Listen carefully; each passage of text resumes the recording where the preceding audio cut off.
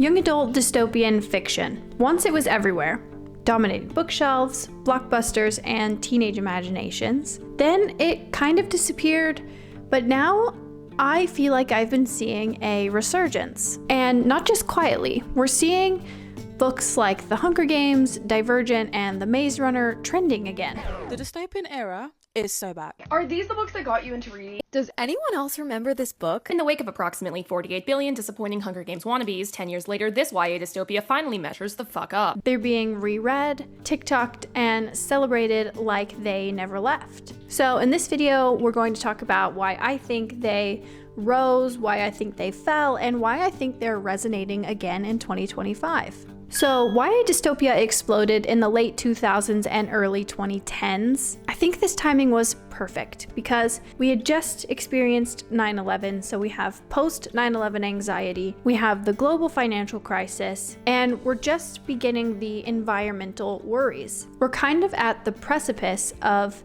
these huge issues affecting our daily life as teenagers. It's described as nothing short of breathtaking, a points drop never before seen on the US markets.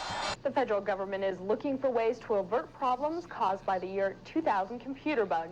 Everything from tax returns to Social Security could be a problem if old programming refuses to acknowledge the 21st century. Books like The Hunger Games, they tapped directly into that tension. A brutal society controlling every aspect of your life, unequal districts struggling under an oppressive regime, and a teen hero who defies the system. It was fantasy with stakes that felt painfully real, and I think it was a way that we could kind of cope with these new rising tensions that were happening in the world around us. And Hollywood helped this genre explode. Movie adaptations made Katniss, Triss, and Thomas household names. Overnight, rebellion was a brand. But underneath the glitter, there was a reason this genre resonated. It made readers feel like their voices mattered. It wasn't just about surviving the system, it was about questioning it, imagining change, and rooting for the heroes that reflected their own frustrations in an unfair world. I think the genre eventually overextended itself. Because in the mid-2010s, people weren't interested in metaphors for injustice,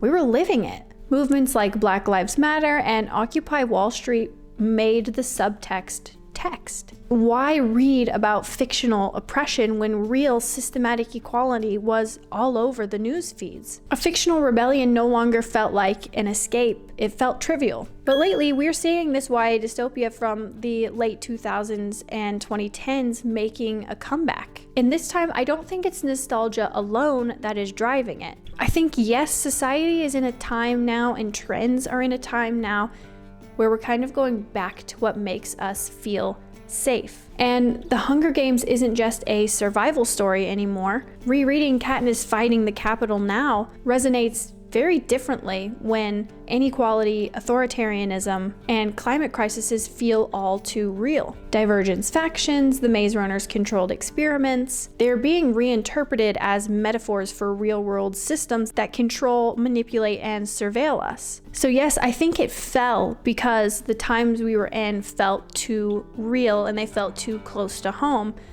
But now I think there's a resurgence because not only does it still feel too real and too close to home, but there's almost a comfort in knowing that these teen characters that you loved so much as a kid are overcoming these governments and these societies that resonate so well with what we're going through today. And Book Talk, BookTube, all of the books have played a huge role here. Teens and young adults alike are rediscovering these classics. They're sharing fan theories, they're debating their favorite characters again, and even reflecting on how these books have helped them understand the world we live in now. So in short, the old classics are back because they never actually stopped being relevant. What once was thrilling fiction is now a true cultural lens, and they help show us what rebellion, hope, and survival look like in the real world. And today, with the world feeling increasingly unstable, these themes hit differently. But here's the thing, and here's the difference, I think. Modern readers aren't just consuming dystopia as entertainment. They're using it to think critically. They're asking, how do we survive as individuals and communities? How do we resist when systems feel immovable? And how do we find hope without pretending the problems don't exist? That's what makes these classics feel powerful again. They aren't naive, they're cautionary, they're mirrors, and they're conversation starters, showing that even fiction for teens can ask serious political and moral questions. And now, as these books find new and old readers, they're more than stories, they're touchstones. So YA dystopia isn't just a trend. It's a mirror,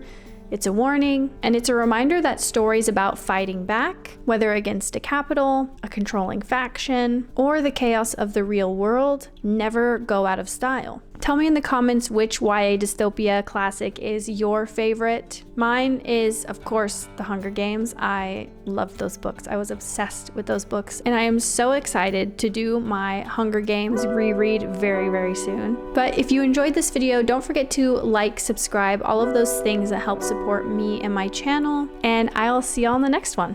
Bye.